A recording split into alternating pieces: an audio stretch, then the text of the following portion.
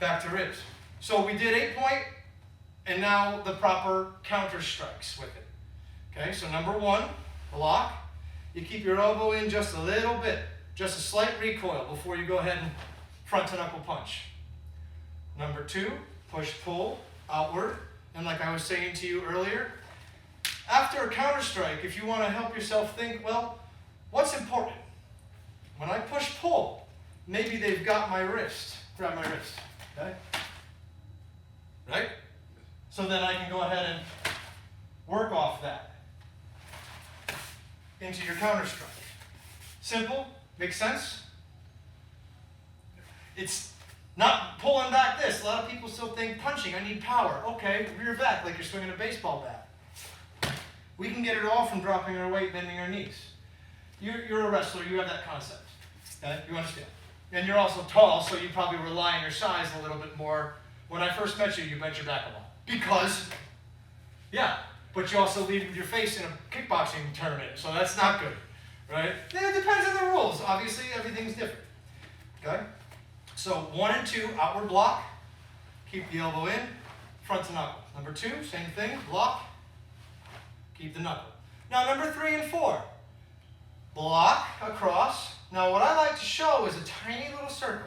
And the reason why is because if I step forward with it, I would find an uppercut or a back to knuckle punch.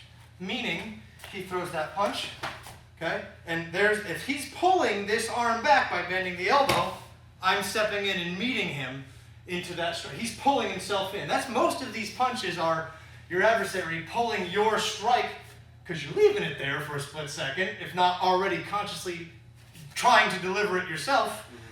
And they're bringing their hands back on guard.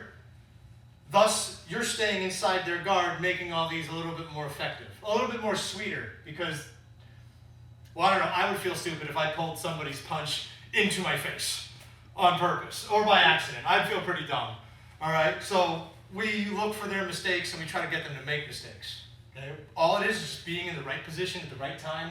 Again, timing and knowing how to target. This is what we're talking about. And then repetition, repetition, repetition. Say it 3 times. Repetition, repetition, repetition. Right. Back to horse. Okay, so number 3, left, block. Bring it into your center. Small circle, straight line. Good. Number 4, block. Same thing. Small circle. And breathe out. Now when you punch, don't lock your legs.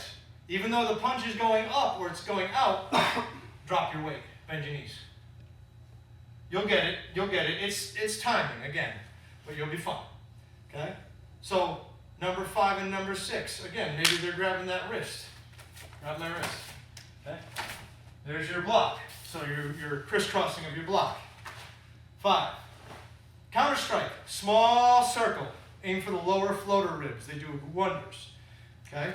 So if he tries to hit me on top of my head and I block. Now, sometimes the kids like to go ahead and do this and move the arm. It's kind of impractical in an adult situation because chances are that exactly. Okay? So that circle is only there for a split second. This pectoral muscle is open and those floating ribs. Small circle or small circle.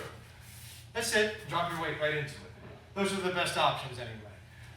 Of course, if block and you happen to do a step in and wrap, okay, well, there's a chance you might break the elbow by doing such a thing, but it's not what we're trying to do. It's just another variation of the same similar movements. Okay? So 5 and 6 again. Up, block. Small circle, hammer strike.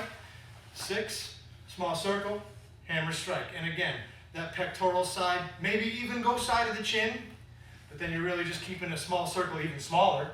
Okay, so there's your 3 targets for either one of those. Okay, make sense? Yes, sir. 7 and 8, block.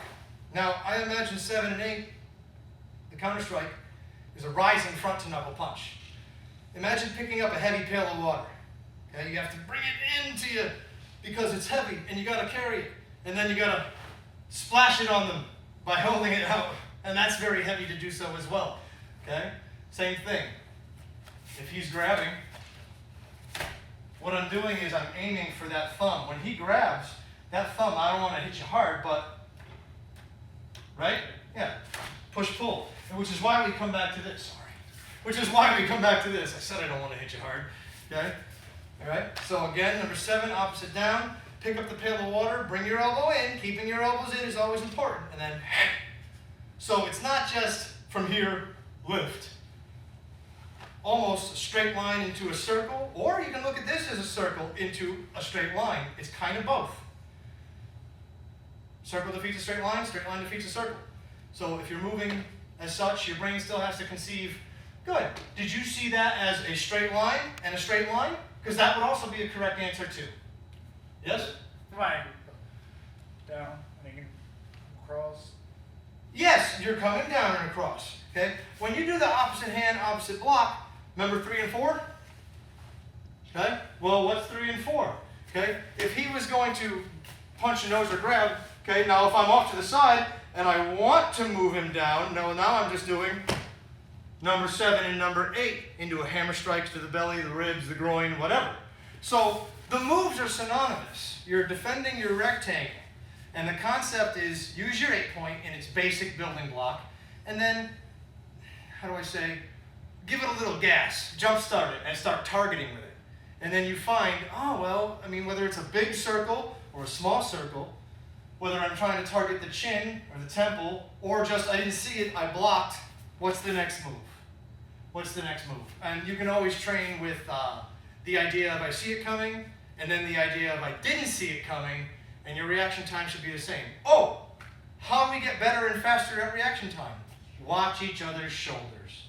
If you're not watching the shoulders, you'll get lost and potentially even worse by staring at them in their eyes. You might piss them off if you're staring at their eyes.